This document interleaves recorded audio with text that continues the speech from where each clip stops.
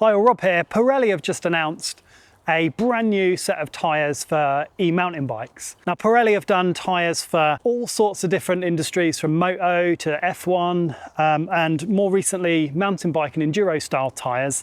And this is the first tyre range that Pirelli have launched specifically for eMTBs. Now in this video, I want to test these tyres and try them in some super gnarly environments. So we're going to travel and find some really nice rocky places to test them. But for now, a quick overview. They are 29er and 27.5. They're available in just one size, 2.6 inch in terms of width. And they do 3 different tread patterns. So they do an S, which is for softer type of terrain, an M for mixed kind of conditions, more trail oriented, and an R, which is rear specific. They all use the same compound and the same technology across them. They're just different tread patterns depending on what type of terrain you ride. On this one, I've got the S on the front, which is pretty gnarly in terms of the tread pattern, super big blocks on there. And I've been riding just around here with the rear specific, but I'm going to mix it up a little bit and test out the different tread patterns and let you know how they feel. So I was lucky enough to get 4 of the latest generation e-bikes to test these tyres with, ranging from super light, lower powered e-bikes to full powered e-bikes. I found the tyres pretty easy to mount onto the rims without the need for any tie levers, and all of them seal perfectly first time on the DT Swiss and E13 wheels that I was using. And next up, I asked loads of you guys on Instagram where it was super steep and rocky in the UK, and a load of you mentioned to go to the Peak District, so that's exactly where I went to test them out.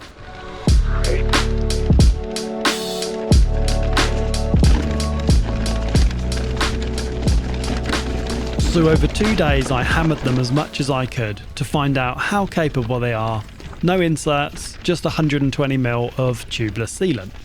And I wanted to test out the compound and the rim protection to see how well it could handle some of the rockiest descents in the UK.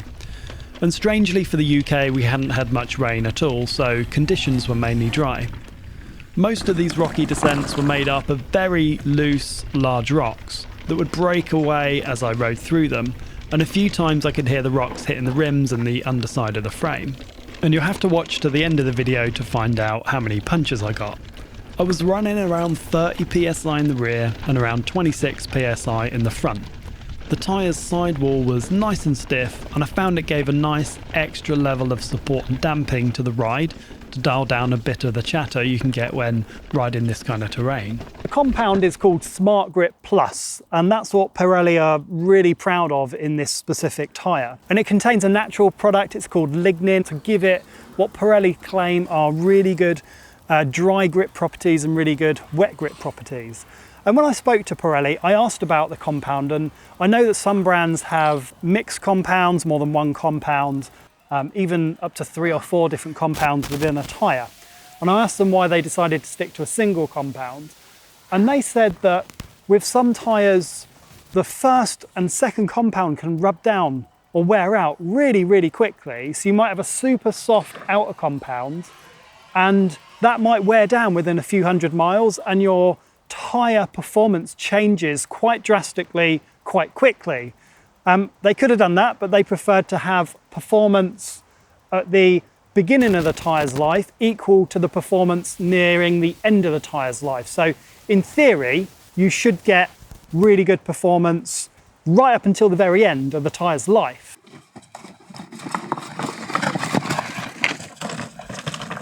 I wanted to see how much flex that sidewall has on some bigger impacts. The jump has quite a straightforward landing on a downslope, but it gives a decent idea as to how much flex there is. The tyre is inflated to 30 psi here on the rear, and as you can see here, that sidewall is pretty stiff. There's really not much flex in the sidewall at all. So in terms of the sidewall, Pirelli call it Hyperwall, and it is a 60 TPI nylon construction with a 30mm rubber insert, which they've added in there for added rigidity. And if you, on a tyre, if you cut the sidewall on a rock or something and it won't seal, it's pretty much game over for the tyre, to be honest with you. So it's pretty burly around here. It's super stiff. It's a really, you can feel it when you're mounting it, how stiff it is. And what that should do is it should allow you to run the tyre at lower pressure, and it should give you a bit more grip, but also because you've got that thick sidewall, there's less risk of it like squirming down and burping under pressure. I wanted to try climbing traction with both the rear specific and the soft version. The rear is rated for decent rolling performance and mileage instead of outright grip, and the rear did lack a bit of the same bite over the steeper, looser dirt, and when it got a bit steeper, I did get a bit of rear wheel spin. So as you can imagine, with smaller blocks on the rear, that will help make a better rolling tyre with an increased life. All-out traction is not quite as good as the S version. But the S version of the tyre, mounted on both the front and the rear, I found the climbing traction over loose dirt and rocks really good. The tread profile helped grip the rear tyre on the edges of the rock without slipping. So for maximum grip, I found for very loose terrain, I preferred both the S on the front and the rear. So in terms of weight, you would expect it to be pretty heavy, but it's not actually. They start at 1,200 grams, and the heaviest is 1,330 grams for the 29er S version. Not super light, but not super heavy. What I should probably point out is that when Pirelli make a mountain bike tyre or an e-mountain bike tyre, they use the same engineers that make all of the F1 tyres, the superbike tyres, the car tyres.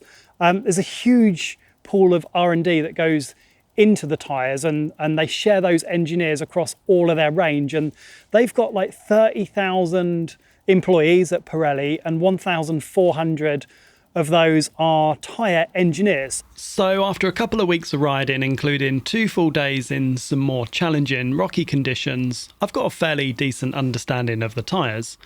While this definitely can't be considered a full long-term test, I can't let you know longevity or wet weather performance because most of the riding was dry summer conditions. But what I can say is that Pirelli have created a well-engineered tyre that is a very good choice for riders that want an aggressive tread pattern paired with a burly build quality. It's priced at the higher end of around £65, but I'd expect the tread in the compound to outlast that of some rivals. I did, however, get a puncture on the final day of testing after trying to punish it as much as I could. So it'd be really easy for me to just skip out the puncture part completely, but this channel is all about being totally open and honest with you on all the good stuff, all the stuff that's not so good.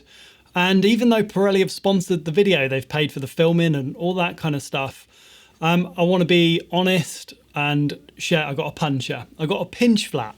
And a pinch flat is, it's basically down to a few things. It can be rider error, you know, just smashing it through rocks, low PSI, too low a PSI.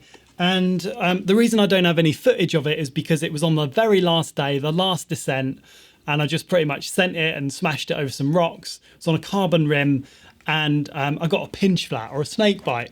And essentially what that is when you roll over some terrain and the tyre compresses and it hits a rock and it compresses due to that rock, and it actually, the tyre presses onto the rim, and it's like it's called a snake bite as well. So you get 2 holes in the tyre where the rim has actually kind of pierced through and hit the rock or the stone that you're going over. All tyres can do it. So there is no tyre really that's going to be totally indestructible. And to be fair, on the first day we met up with a guy called Ian. Ian, thanks for showing us around the Peak District. He was riding a different brand of tyres, and he even had a rim insert, and he got his sidewall broke on the pretty much the first descent. We were riding 4 bikes, all with these tyres, and they lasted pretty well. And as you could see from the footage, it was pretty rocky.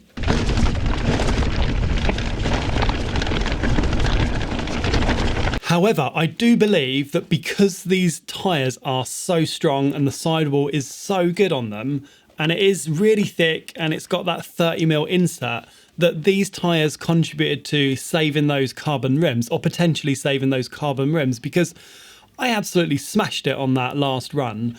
And any tyre with a thin sidewall or a sidewall that just compacts down really easily could have resulted in those really expensive DT Swiss HXC 1200 carbon rims being destroyed. So full disclosure for you guys, but would I recommend these tyres? Yes. If you ride in hard environments, you want something that's really strong, you can run at lower pressures, and I think they're going to be quite long lasting. I haven't ridden them for thousands of miles, but I think with the compound, because they're a single compound, I think they're going to last quite a decent length of time.